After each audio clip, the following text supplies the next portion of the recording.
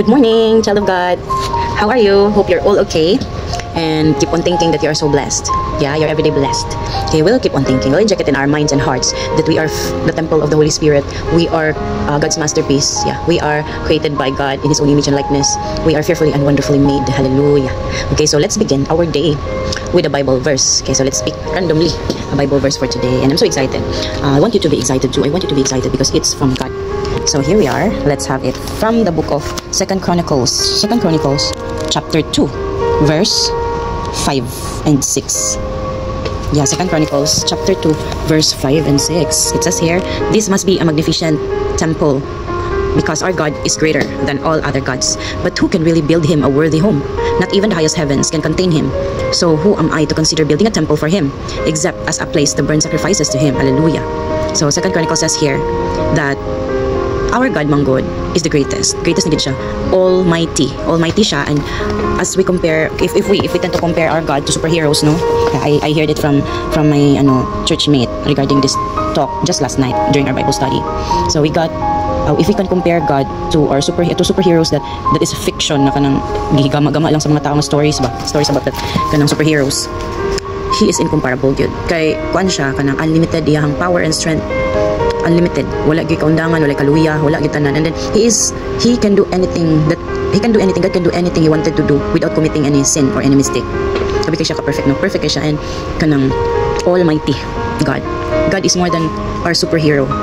Grabe kay siya ka mighty, almighty, no? Superhero kind of. So people tend to love making a worship place like church, like a prayer places, like ato ginatawag og simbahan. Kaya di man ta mo simba sa Ginoo.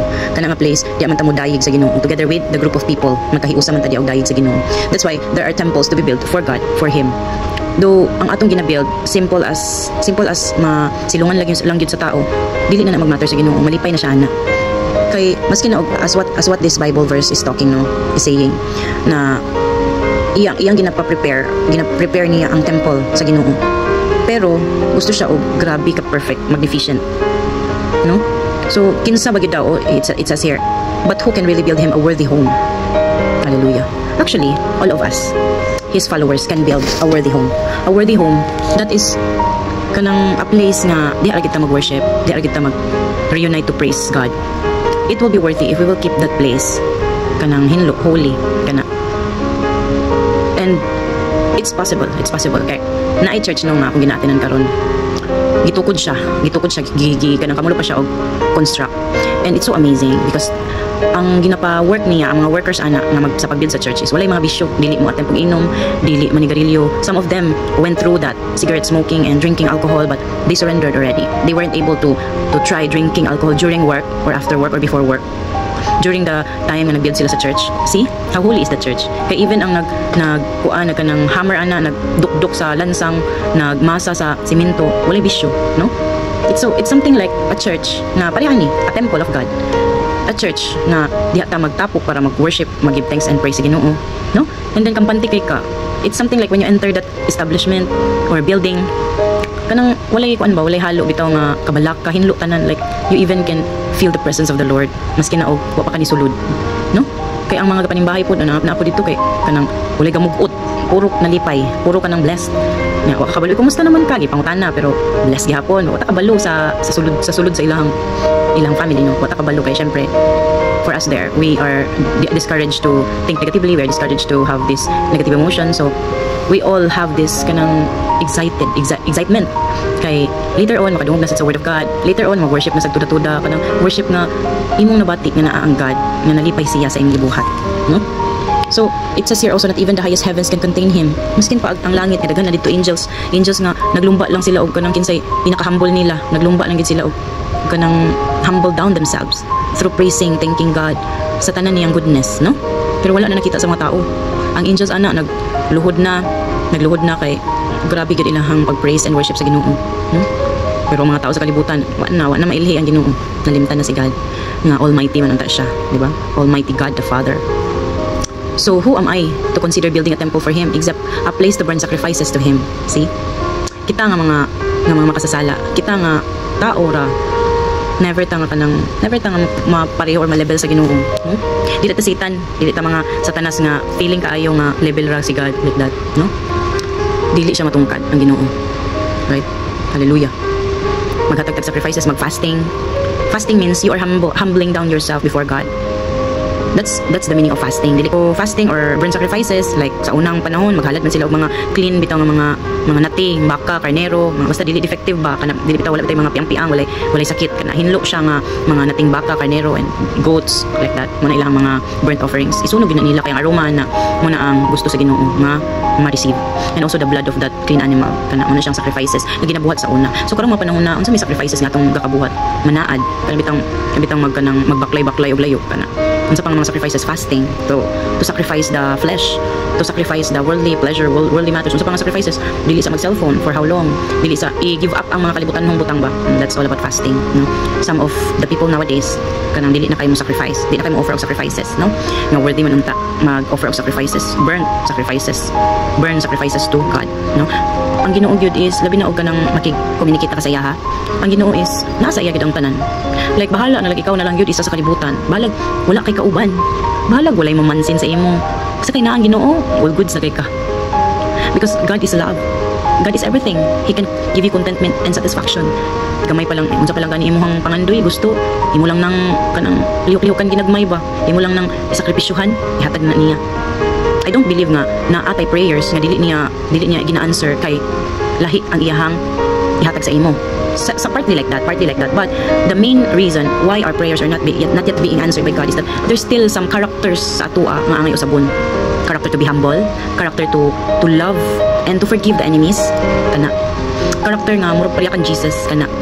Kinsa di imong Jesus kung ang imong character dili pareha kan Jesus. Right? So kinsa imong mamagpapa, nya wa ka naliwat di ay sa imong mamagpapa. It's just like that. Kinsa atong Ginoo, kinsa atong gituohan nga Ginoo, kinsa imong Jesus. Kay kung bati kag batasan dili na si Jesus the Christ. Ang nag-imitate lang kang Jesus siguro na o si Satan, yung giawat si Jesus ba. Okay, bear in mind that our enemy can imitate. Ilaron ta ba, dako ba ka na siyang bakakon kaayo, no? Number 1 ka bakakon. So ipaasa-asa tanan niya, mag-imitate na siya nga siya si Jesus. Mabalan man nato nga dili gid siya si Jesus. Kay masuko, dili peaceful ang iyang pag-whisper sa atong buhaton. Ma-identify nato nga dili na siya mao ang Jesus. Then you can find it kanang obviously into yourself. If you are walking with God, Jesus Christ, the trio, Heavenly Father and Holy Spirit, if you're walking with the trio, you can have the character from them. Character nila, imo na siyang ma-manifest. Imo na siyang matingalan lang kala, wow, nakapasaylo lagi ko sa iya. Wow, di na lagi ko bahisgot og dautan. Wow, makareact lagi ko og okay kay nga reaction, dili ka nang against nga reaction, dili ka nang manguntra ba, kontrahon ka, no? It's so amazing and hallelujah if you have the character of Jesus. Like bisan unsa nakagbuli, hallelujah, thank you Jesus. Ano gyapon ba? Thank you Lord. Salamat kay imo kong gitamak-tamakan, salamat kay imo kong gibai-ai, salamat kay imo kong gi-look down. Kay because of that, imong gihatag sa kuang nga sakit, sa kasing-kasing, I offered it to God and God gave me grace. Hallelujah, di ba? Ano lang. So the challenge for us today with the Bible verse that we have randomly picked is that anything na ma-offer nimo sa Ginoo, basta wholeheartedly given, purely given, cleanse imong conscience, cleanse imong panghunahuna, cleanse imong panghunahuna, cleanse tanan ba walay pagbagabag, walay kanang ihatag ko baning tithes ug offering sa Ginoo nga wala namang kwarta kanang dili bitaw na kanang iya mo gutanan. Maski na og naa kay suldong ingana, wala may atuwa maski piso ana. Kay ang kusog nato, ang kusog gikan sa iyaha. Ang kusog na atong gi kanang serbisyo sa atong mga customers gikan sa iyaha. Wala maskin single penny sa ato Munang dapat 100% atong ibalik sa iyaha. Ibalik sa simbahan. Ibalik mo na sa simbahan. Kaya ang simbahan man kay mo man na siya ang place kung asa ta mag-worship, mag-thank you sa Ginoo o mag-sacrifice tanan na mga butang nga ikalipay sa Ginoo diya man gyud sa church. And wala na kay problema ana kung asa magpaingon ang imong gi-offer. Basta kay kabalo ang nagmahala na nga church ug unsay buhaton sa na-receive nga blessing nga gikan nimo. Just like that, no? God is worthy, more than worthy of our time, our talent, no? Unsa pa? Our treasures. There are 3 T's, right? Time, talent, and treasures. Everything that we have is from God. So we will bring back the glory and everything that we have to God. So before I'll end this, let's receive Jesus, the trio, Heavenly Father, and Holy Spirit. And let the Holy Spirit take over for today's task that we're going to have, whether you're a student or a worker. Let's then receive now. You can repeat after me. Jesus Christ, Jesus the Christ, your sweetest, holiest name. Pasayloa kami sa among mga sala nga nabuhat, sa pulong, sa una-una, labi na gid sa among mga lihok or sa buhat. Gihigugma ka naman, Jesus. We love you. And from now on, dawaton ka namo, Jesus, as our personal Lord, personal Savior, and personal everything, our Redeemer. manluluwas na tanan-tanan, wala kami mabuhat kung wala ikaw. I love you, Jesus, and thank you, Jesus. That's all for today, and be blessed.